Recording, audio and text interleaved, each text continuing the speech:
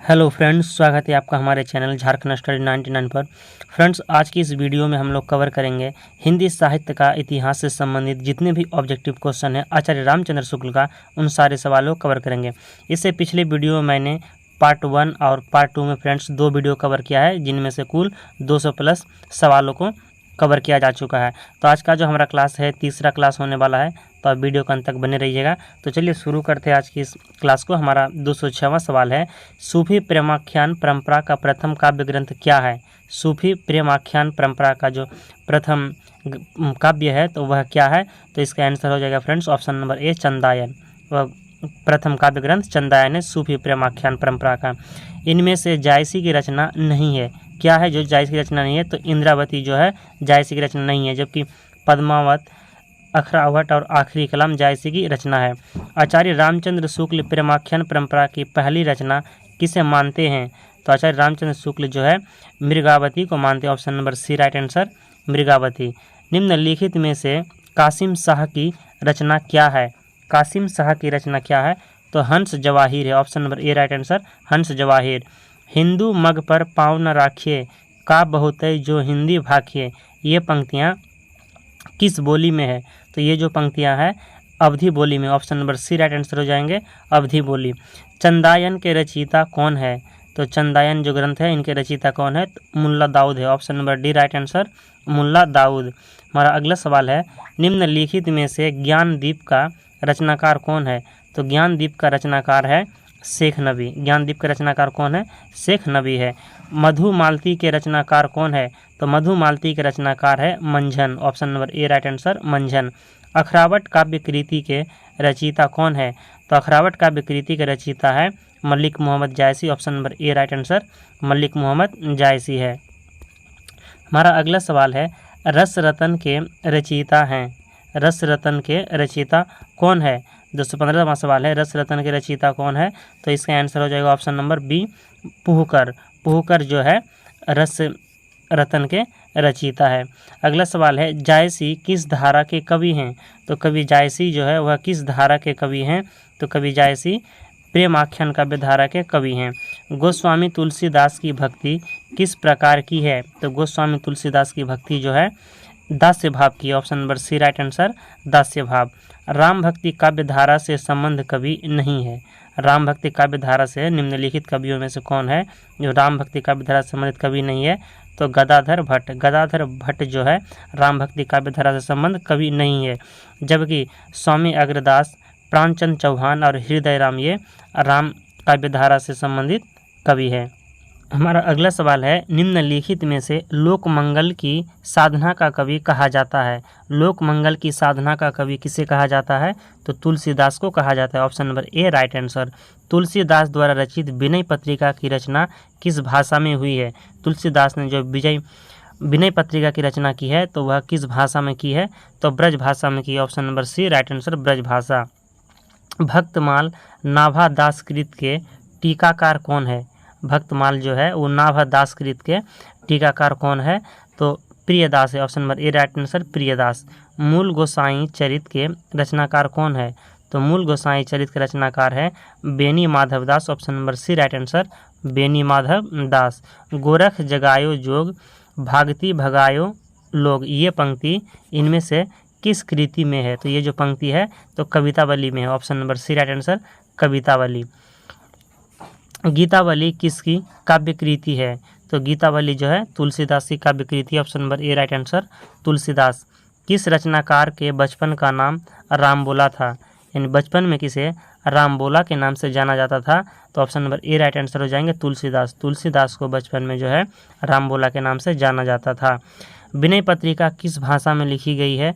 तो ब्रज भाषा में। विनय पत्रिका जो है ब्रज भाषा में लिखी गई है। जहांगीर जस चंद्रिका के रचयिता कौन है? तो जहांगीर जस चंद्रिका के रचयिता हो जाएंगे option number D, Keshav. Jahangir जस चंद्रिका के रचयिता केशव हैं। कवित रत्नाकर का लेखक कौन है? कवित जो है रत्नाकर, इनके लेखक कौन है? तो इनके लेखक हो जाएंगे सेनापति। कवित रत्नाकर के लेखक सेनापति हैं। गोरख जगायो जोग, भक्ति भगायो लोग, किस कवि की पंक्तियां हैं? यह जो पंक्तियां हैं किस कवि की है? तो तुलसीदास की है। कठिन काव्य का प्रेत किस कवि को कहा जाता है? तो केशव को। कठिन काव्य का प्रेत केशव को कहा जाता है, यानी कवि केशव को कठिन काव्य का प्रेत कहा जाता है। अगला सवाल है, भक्तमाल की रचना किसने की है? तो भक्तमाल की रचना नाभादास ने की है। Option number D right answer, Nabhadas. Bhaktamal की रचना किसने की है? तो नाभादास ने की है। तुलसीदास रचित विनय पत्रिका में पदों की कुल संख्या कितनी है? तो इसमें जो है तुलसीदास रचित जो विनय पत्रिका है, इसमें पदों की संख्या की बात करें तो इसमें पदों की संख्या है 279 है। तुलसीदास रचित विनय पत्रिका में पदों की संख्या 279 है। 232 का आंसर हो जाएगा ऑप्शन नंबर सी, 279 है। हमारा अगला सवाल है, महात्मा बुद्ध के बाद उत्तर भारत में सबसे बड़े लोकनायक तुलसी हुए हैं, यह कथन किस विद्वान का है?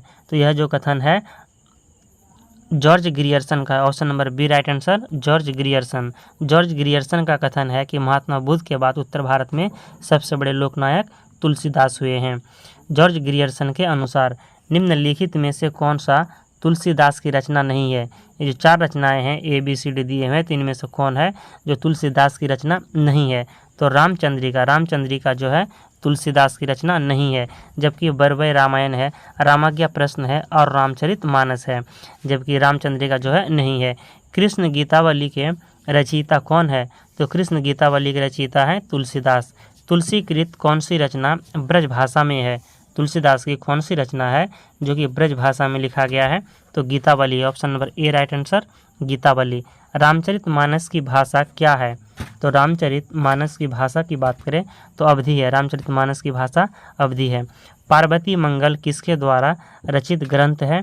तो पार्वती मंगल तुलसीदास के द्वारा रचित ग्रंथ है। पार्वती मंगल के लेखक तुलसीदास जी हैं। गोद लिए हुलसी फिरई तुलसी सो सुत होय, यह पंक्ति इनमें से किस कवि की है?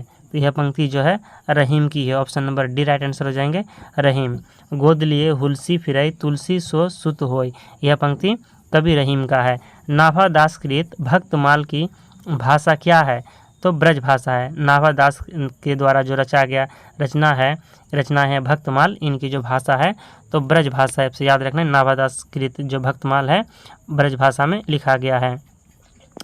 राम रक्षा स्रोत रचना के लेखक कौन है? तो राम रक्षा स्रोत रचना के लेखक हैं Ramanand. Option number D right answer हो जाएंगे 241 का, रामानंद। बरवय रामायण किसकी रचना है? तो बरवय रामायण के रचनाकार हैं Tulsidas. Option B right answer, Tulsidas. Tadbhav पत्रिका के संपादक कौन है? जो तद्भव पत्रिका निकले थे तो उनके संपादक कौन है? तो अखिलेश है। Option number C right answer, Akhilesh. Tadbhav पत्रिका के संपादक अखिलेश है। तुलसीदास की कौन सी रचना ब्रज भाषा में है? तुलसीदास की कौन सी रचनाएं हैं जो ब्रज भाषा में है? तो कवितावली। कवितावली जो है ब्रज भाषा में है। आचार्य रामचंद्र शुक्ल ने गोस्वामी तुलसीदास द्वारा रचित ग्रंथों की संख्या कितनी मानी है? तो 12 मानी है। आचार्य रामचंद्र शुक्ल के अनुसार गोस्वामी तुलसीदास की जो रचित ग्रंथ हैं उन ग्रंथों की संख्या 12 है। हमारा अगला सवाल है, सुदामा चरित किसकी रचना है? ये जो सुदामा चरित है यह किसकी रचना है? तो नरोत्तम दास की है।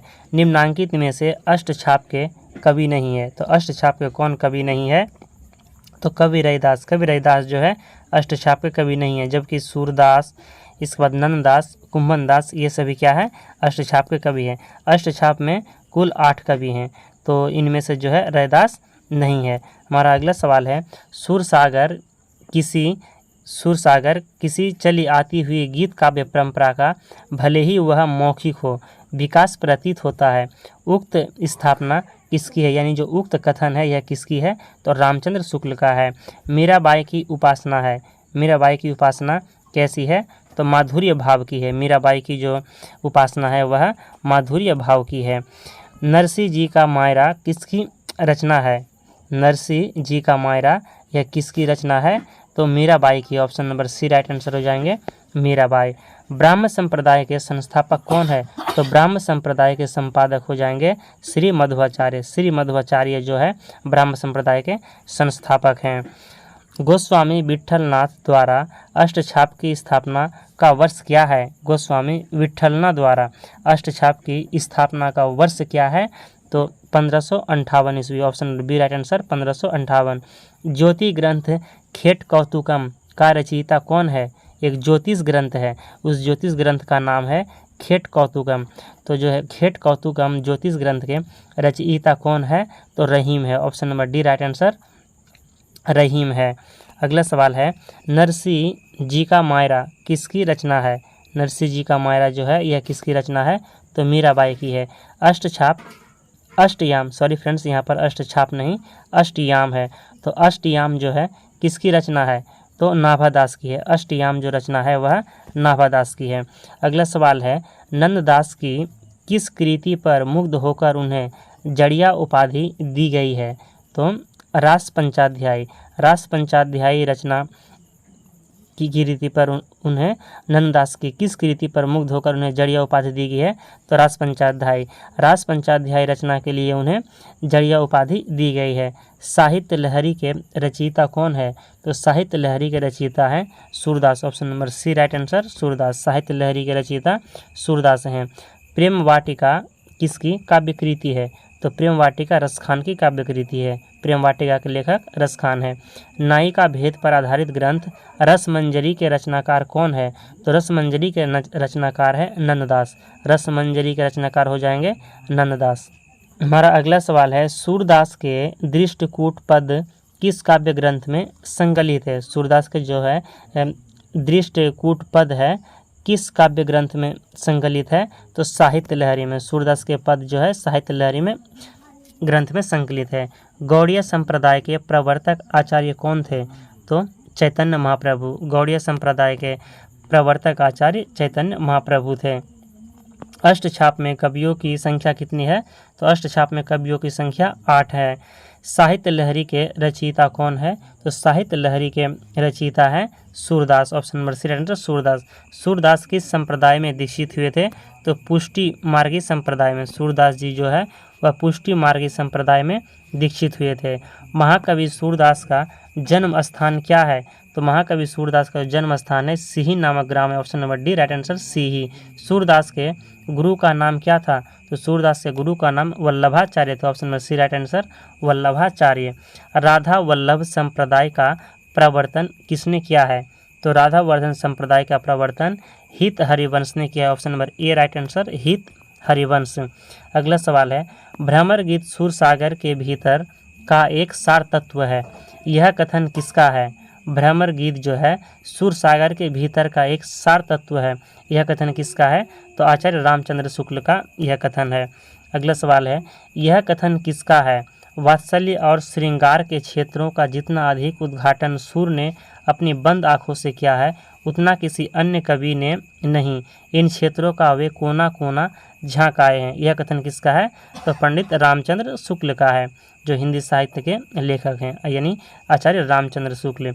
शुद्धाद्वैत दर्शन के प्रवर्तक आचार्य का नाम क्या है? यानी शुद्धाद्वैत जो दर्शन है इनके प्रवर्तक आचार्य का नाम क्या है? तो वल्लभाचार्य है। शुद्धाद्वैतवाद के प्रवर्तक वल्लभाचार्य है। अष्टछाप की स्थापना करने वाले कवि कौन है? तो विट्ठलनाथ है। अष्टछाप की स्थापना करने वाले कवि विट्ठलनाथ है। अष्टछाप की स्थापना कब हुई है? अष्टछाप की स्थापना तो विट्ठलनाथ ने की है, लेकिन कब किया है अष्टछाप की स्थापना? तो अष्टछाप की जो स्थापना है 1565 ईस्वी में हुआ है। Option number A right answer. Ashtachhap की स्थापना 1565 ईस्वी में हुई है। अगला सवाल है 273वां सवाल, स्नेह लीला के रचयिता कौन है? तो स्नेह लीला के रचयिता है विष्णुदास। 84 वैष्णवन की वार्ता के लेखक कौन है? तो गोकुलनाथ है। Option number C right answer Gokulnath. Ujjwal Nilmani के रचयिता कौन है? तो उज्ज्वल नीलमणि के रचयिता है रूप Goswami. Option number A right answer रूप गोस्वामी। उज्ज्वल नीलमणि के रचयिता रूप गोस्वामी है। यह सूचित करने की आवश्यकता नहीं है कि न तो सुर का अवधि पर अधिकार था और न कि जायसी का ब्रजभाषा पर। यह कथन जो है यह कथन किसका है? तो रामचंद्र शुक्ल का है। हित 84 के रचयिता कौन है? तो हित 84 के रचयिता हित हरिवंश है। Option number B right answer. इधर भी हित लगा हुआ और यहाँ पर भी हित लगा हुआ, तो हित 84 के रचयिता हित हरिवंश हो जाएंगे। अगला सवाल है, जुगलमान चरित नामक ग्रंथ के लेखक कौन है? जुगलमान चरित जो ग्रंथ है इनके लेखक कौन है? तो कृष्णदास है। जुगलमान चरित के लेखक कृष्णदास है। कृष्ण काव्य के प्रमुख कवि कौन माने जाते हैं? तो सूरदास माने जाते हैं। कृष्ण काव्य के प्रमुख कवि सूरदास माने जाते हैं। ध्रुव चरित्र के रचयिता कौन है? ध्रुव चरित्र जो रचनाएं हैं, तो ध्रुव चरित्र के रचयिता कौन है? तो नरोत्तम दास है। Option number C right answer, Narottam Das. Dhruv चरित्र के रचयिता नरोत्तम दास है। सुदामा चरित्र के लेखक कौन है? तो सुदामा चरित्र के लेखक नंददास है। सुदामा चरित्र के लेखक नंददास है। संतन को कहा सिकरी सो काम, आवत जात पन्हैया टूटी विसरी ग्योहरी नाम। ये किसकी प्रसिद्ध पंक्तियां हैं? तो ये पंक्तियां जो है कुंभन दास की है। कुंभन दास। कृष्ण काव्य धारा के प्रवर्तक कौन है? तो कृष्ण काव्य धारा के प्रवर्तक कवि हैं Swami Vallabhacharya. Option number B right answer, Swami Vallabhacharya. Surdas को पुष्टि मार्ग का जहाज किसने कहा है? सूरदास को पुष्टि मार्ग का जहाज किसने कहा है? तो विट्ठल नाथ ने कहा है। सूरदास की अधिकतर रचनाएं किस भाषा में है? तो ब्रज भाषा में। Option number C right answer, Braj Bhasha. Surdas की अधिकतम रचनाएं ब्रज भाषा में है। अगला सवाल है, राधा कृष्ण के प्रेम को लेकर कृष्ण भक्ति की जो काव्य धारा चली उसमें लीला पक्ष अर्थात ब्राह्मणार्थ विधान की प्रधानता रही है। यह कथन हिंदी साहित्य के किस इतिहासकार का है? तो आचार्य रामचंद्र शुक्ल का है। Option number C right answer, Acharya Ramchandra Shukla. Acharya Ramchandra Shukla ने रीति काल का आरंभ कवि किसे माना है? तो चिंतामणि त्रिपाठी को माना है। Option C right answer, Chintamani Tripathi. Bihari का गागर में सागर भरने का जो गुण इतना प्रसिद्ध है वह बहुत कुछ रूढ़ी की स्थापना से ही संभव हुआ है। यह कथन किस लेखक का है? तो यह कथन जो है रामचंद्र शुक्ल का। Option B right answer, Ramchandra Shukla. विरह वारिस रीति काव्य धारा के किस कवि की कृति है? विरह वारिस जो है रीति काव्य धारा के किस कवि की कृति है? तो बोधा की कृति है। ऑप्शन बी राइट आंसर, बोधा हो जाएंगे आंसर। तुलसी गंग डुबऊ भये, तुलसी गंग डुबऊ भये सुकवीन के सरदार, यह कथन इनमें से किसका है? तो भिखारी दास का। ऑप्शन सी राइट आंसर, कवि भिखारी दास का यह कथन है। तुलसी गंग डुबऊ भये सुकवीन के सरदार, यह कथन हो जाएंगे भिखारी दास का। निम्नलिखित में से कौन सा ग्रंथ केशव दास द्वारा रचित है?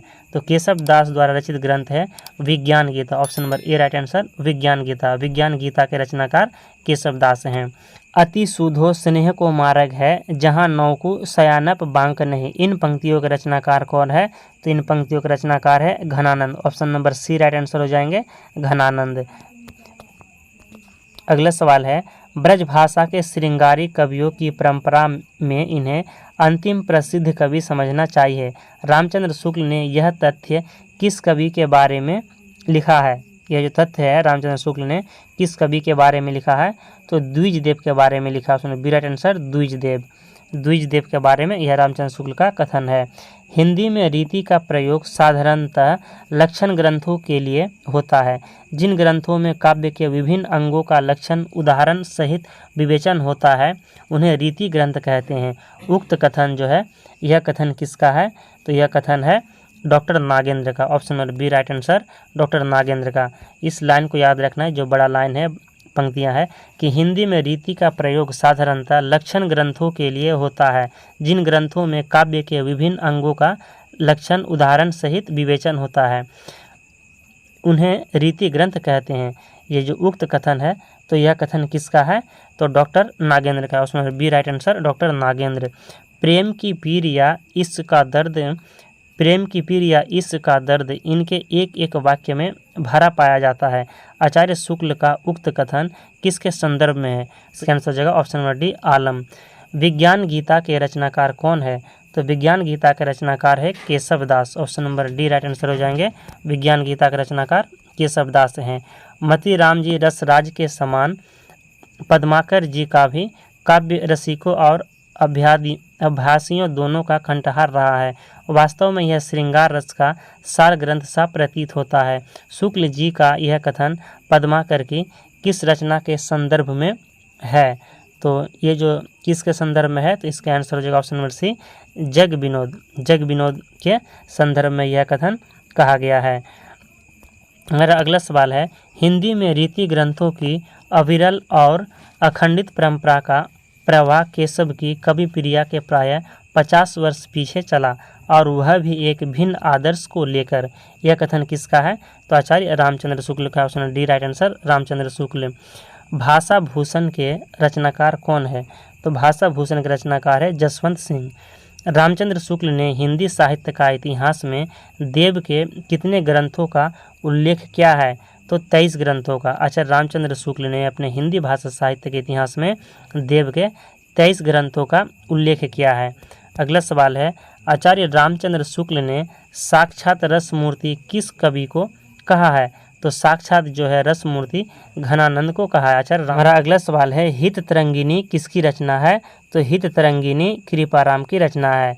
रामचंद्रिका की रचना किसने की है? रामचंद्रिका की रचना किसने की है? तो कवि केशव ने की। Option number D right answer, Keshav. Ramchandrika की रचना केशव ने की है।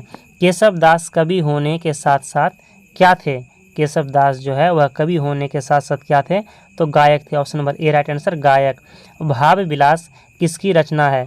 तो भाव विलास जो है देव की रचना है। Option number B right answer हो जाएंगे, देव। भाव विलास की रचना देव है। रसराज ग्रंथ का रचयिता कौन है?